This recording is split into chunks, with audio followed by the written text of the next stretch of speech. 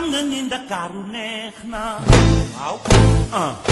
crois que c'est très important que les féministes portent un regard sur la société et portent leur message. Parce qu'en fait, il y a des voix des femmes et ces voix des femmes résonnent, analysent nos sociétés et expliquent quels sont les difficultés, quels sont les problèmes, quelles sont les occasions pour lesquelles les femmes doivent donner leur voix. Et cette voix-là est très importante. Ce festival, c'est ça qu'il permet de faire. Il permet à travers des discussions que nous avons et il le permet également à travers un cinéma féminin de porter la parole des femmes. Et ça, je trouve que c'est essentiel. Les voix des femmes ont toujours porté et les femmes font des progrès malgré les difficultés. Le problème que nous avons, essentiel, c'est que les femmes comprennent leurs problèmes, les exposent, ont des initiatives, mais cette voix des femmes, elle est freinée par tout le conservatisme de la société sénégalaise. Au fond, les hommes ont peur des femmes, ils ont peur de la parole des femmes, ils ont peur de leur voix, et en fait, ils pensent que le pouvoir masculin est menacé. Alors, on parle aujourd'hui de masculinité positive, mais la masculinité, elle a besoin de se remettre en question, de voir quelle est sa place et de voir quel est, au fond, les problèmes que cette masculinité pose à l'ensemble de la société, aussi bien aux femmes qu'aux hommes et qu'à la société globale. Parce que la parole des femmes, elle est agissante. Les femmes, c'est elles qui organisent la société.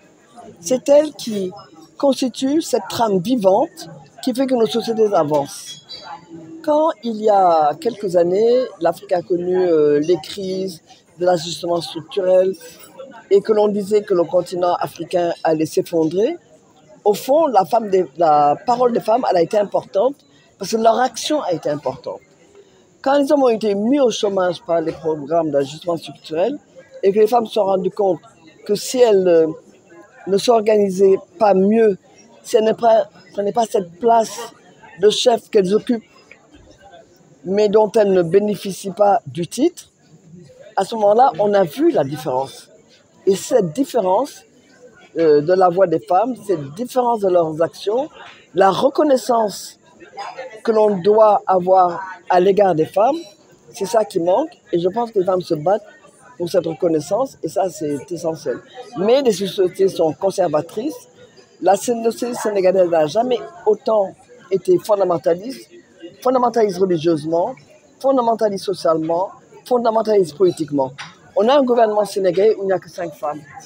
Alors qu'il y a des milliers de femmes au Sénégal qui ont des compétences égales à celles des hommes, parce qu'elles ont pris du retard par rapport à l'éducation, par rapport à la formation, par rapport aux responsabilités politiques et administratives.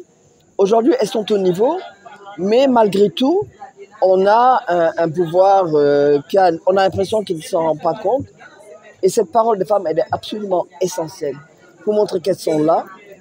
Cette parole que nous voulons, c'est dire aux femmes, vous êtes fortes, vous êtes intelligentes, vous avez de la force, vous avez toute une expérience que d'autres n'ont pas.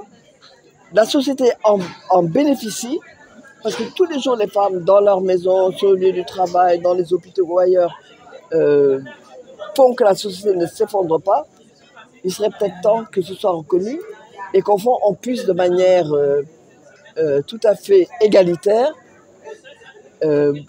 bénéficier de tous les profits que la société peut offrir aujourd'hui. En fait, je racontais cette histoire qui m'est arrivée. J'étais jeune, j'étais un peu trop jeune peut-être. J'ai croisé un groupe d'enfants et un des enfants m'a regardé et m'a dit Jank bidanga ñaaw. En français, ça veut dire vous êtes pas jolie. Et ces mots sont arrivés après beaucoup d'autres choses que j'avais déjà vécues.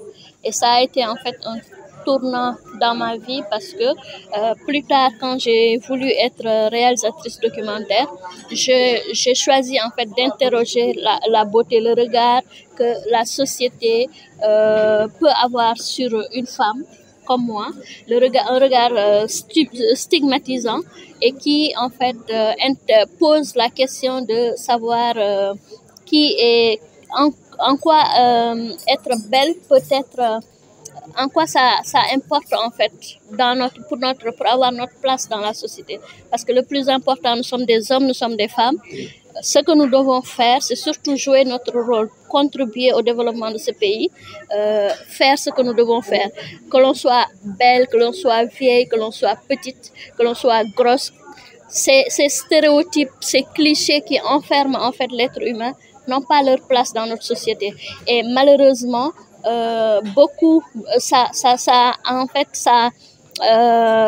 cantonne beaucoup de personnes dans une case et les empêche de se développer. Et moi, j'ai eu la chance, en fait, grâce au cinéma, de surmonter cet épisode de ma vie et de m'ouvrir justement à autre chose pour aller, en fait, à l'écoute des autres femmes, pour essayer aussi de porter leur voix, de faire entendre leur voix. Parce que les femmes de ce pays vivent beaucoup de choses. Elles ont beaucoup de problèmes à faire entendre. Et je pense que mon rôle de cinéaste documentaire, je l'inscris dans cela. Mon geste documentaire est toujours pour en fait porter cette parole-là, la faire entendre et dénoncer et surtout poser des questions et amener la société à s'interroger, parce que c'est ça le plus intéressant. Cinefem Fest, c'est le festival africain du film et de la recherche féministe, Gëstu Natali Jigéen, parce qu'on s'est rendu compte qu'il était important de rendre hommage à toutes ces femmes-là qui s'activent dans le secteur des arts et de la culture, surtout dans le secteur du cinéma. Parce qu'en tant que chercheuse, je pense que le cinéma est une source et une ressource importante pour l'éducation populaire. Et c'est la raison pour laquelle on a pensé faire ce festival. L'année dernière, on a rendu hommage aux précurseurs, donc Safifa et Hadisila. Et cette année, on a voulu rendre hommage aux contemporaines. Donc deux chercheuses comme Fatou Sow et Code Bob, deux cinéastes comme Mambouri Tchoubou et Kalistasi, et enfin une écrivaine, Ken Bougoul, parce qu'elle a grandement contribué au monde des arts et au secteur de la littérature. Alors, nous ne visons pas seulement les femmes, parce que quand on parle de culture de non-violence, je pense que ça concerne toute la société. Et ça commence dès le bas âge. C'est la raison pour laquelle ce festival-là, pour promouvoir la solidarité transnationale, organise des activités comme des séances de contes.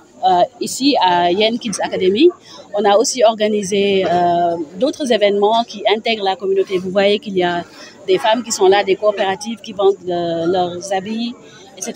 Donc, on essaie vraiment d'associer Toubab Dialaw. On a un film qu'on va montrer, Dialaw Project, qui va parler du port de Ndayan et de l'impact sur la communauté. Donc, c'est vraiment, vous avez vu Serigne Mor Mbaye, aussi associer le secteur des arts et de la culture de Toubab Dialaw et les promouvoir avant toute chose. Donc, on parle de panafricanisme. Ça ne concerne pas seulement le Sénégal. Parmi les artistes que vous avez ici, les cinéastes, vous avez Pascal Obolo, qui est une commissaire d'art internationalement reconnue, qui est cinéaste aussi. Vous avez Rokhyatou Konaté, qui vient du Mali, qui a fait un film qui s'appelle Seben, qu'elle va montrer. On a aussi Katilena Ndiaye, qui va nous montrer son film En attendant les hommes, par exemple. Il y a aussi des hommes qui nous montrent leurs films. On est à Toubab Dialaw, on ne peut pas ne pas parler de Moussa Sen Absa.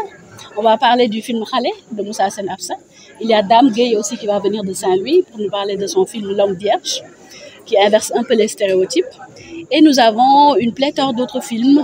Ouattara Samb, que vous voyez ici, qui filme, qui couvre la couverture vidéo. Ouattara va aussi nous montrer son film Triangle de feu. Donc voilà, c'est vraiment associer les films locaux, mais aussi les films internationaux. Je pense à une panne des imaginaires. Je suis chercheuse et je me dis qu'entre chercheurs, on se lit entre nous. Si on produit un livre ou si on produit un article qui est dans un journal scientifique, qui va le lire? C'est déjà les gens qui ont les moyens de le lire et c'est des gens qui ont le moyen de comprendre le vocabulaire dans lequel le texte est écrit. Alors que le film est un outil vraiment d'éducation populaire. C'est vraiment à la portée de tout le monde. C'est un outil éducatif. On peut s'éduquer tout en se divertissant. Et c'est la raison pour laquelle promouvoir les questions de non-violence commence avec tout le monde. Ça commence à la maison. C'est pas exclusif. On ne peut pas le faire uniquement avec les femmes. Et c'est la raison pour laquelle ce festival-là, en journée, propose des séances privées de projection. Et les séances de projection du soir sont ouvertes à tout le monde. Et le dimanche, nous avons des projections, des films faits par les hommes. On va aussi visiter le théâtre de l'engouement, l'espace Sobobadé, comme on est à Toubab Dialaw.